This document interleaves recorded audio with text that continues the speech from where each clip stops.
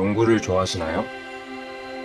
공을 누가 잡았는지, 그 사람이 어디로 뛸지를 빠르게 파악하고 가능하다면 어디로 패스할지까지 예측해서 나의 진행 방향을 그에 맞춰 바꾼다면 민첩한 선수라고 평가받을 겁니다. 여기서 민첩성이라는 것은 신체 동작이나 운동 방향을 신속하게 바꾸는 능력을 말하는데요. 이 민첩성은 기업에서도 유용합니다. 상황 변화에 빠르게 대응해야 하는 경우라면 더욱 그렇겠죠. 민첩한 조직이 더없이 빛을 발할 텐데요.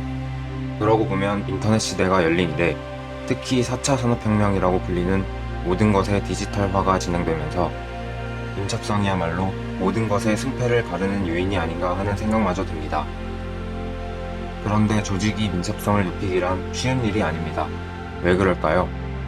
일반적으로 민첩성이 사람들이 선호하는 속성이 아니기 때문입니다. 민첩하길 꺼린다는 거죠. 사람은 방향을 빨리 바꾸는 것보다는 하던 대로 하는 것을 선호한다는 것입니다. 행동경제학자이며 노벨상을 수상한 다니엘 카네만 박사는 말합니다.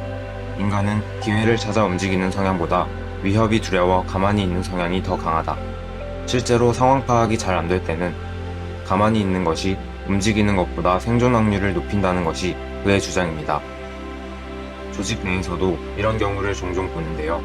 괜히 손들고 나서지 마. 앞에서 깃발 드는 사람은 결국 회사를 일찍 그만두더라 라며 말하는 선배들이나 이 또한 지나갈 테니 하는 흉내만 내고 있지 않은 경우입니다. 결국 이들의 선택이 개개인의 근속기간을 연장시킬지는 모릅니다. 하지만 회사의 생존기간은 급격히 줄어들겠죠. 인간 본성에 반하는 민첩성은 어떻게 향상시킬 수 있을까요? 첫째는 상황 파악이 빨리 되게 만들어줘야 합니다. 상황 변화를 위협으로 인식하지 않고 해결 방안을 강구할 수 있는 상황을 만들 수 있다면 적극적 행동의 가능성이 높아질 테니까요. 한 가지 사례를 들어보겠습니다. 2차 대전 당시 노르망디 상륙작전에 성공한 연합군은 유럽을 탈환하는데 여념이 없었는데요.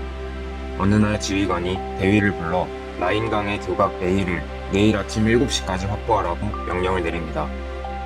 임무를 받고 나가려던 대위는 멈칫하더니 질문을 하나 해도 되겠습니까? 라고 묻습니다. 왜 그 교각을 확보해야 합니까? 지휘관은 간략하게 설명합니다. 연합군이 베를린으로 진격하기 위해서는 라인강을 건너지 않으면 안 된다. 그러기 위해 가능한 한 빨리 교각을 확보하라는 거다. 그런데 대위가 밤을 새워 해당 지점에 도착해보니 교각 A는 이미 폭격으로 끊어진 상태였습니다. 대위는 어떻게 했을까요? 순간 당황했지만 곧바로 지도를 펼쳐 10km 북쪽에 교각 B가 있다는 것을 알아냈죠. 그는 무선으로 지휘관에게 보고한 후 즉시 이동해 그날 오전이 가기 전에 교각 B를 확보합니다. 이 일화가 우리에게 주는 교훈은 분명합니다. 대위가 자기 임무의 이유를 몰랐다면 교각 A가 파괴되어 임무 수행이 불가하다라고 보고하고 기대했을 겁니다. 즉, 상황의 변화에 맞춘 신속한 행동은 없었을 거라는 겁니다. 조직원들과 Y를 공유하라. 자기 업무의 의미를 진정으로 이해하기 위해서죠. 이것은 우리가 민첩하고 상황에 빠르게 대응하기 위한 가장 쉽고 효과적인 방법입니다.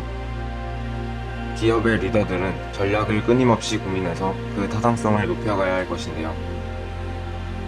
전술적으로 신속히 방향을 바꿔나갈 수 있으면 그 전략은 보다 타당해집니다. 앞서 말씀드린 대위처럼 행동할 수 있는 구성원이 여러 명 있으면 지휘관은 본연의 임무인 전략에 더 집중할 수 있게 됩니다. 부하가 민첩하지 못하면, 즉 명령받은 것 외에는 하지 못하면 지휘관 자신이 전술 차원으로 내려와 확인과 지시를 반복할 수밖에 없습니다. 그러면 전략이 약한 조직이 되고 전략이 약하면 아예 Y를 공유하지 못하게 됩니다. 결국 악순환 되게 되죠. 기업 성공의 핵심 요인인 민첩성의 중요성은 앞으로 더욱 커질 것입니다. 격변하는 시대, 불확실한 미래가 두려운 시대, 우리가 다시 미래로 나아가기 위해 필요한 것은 Y입니다.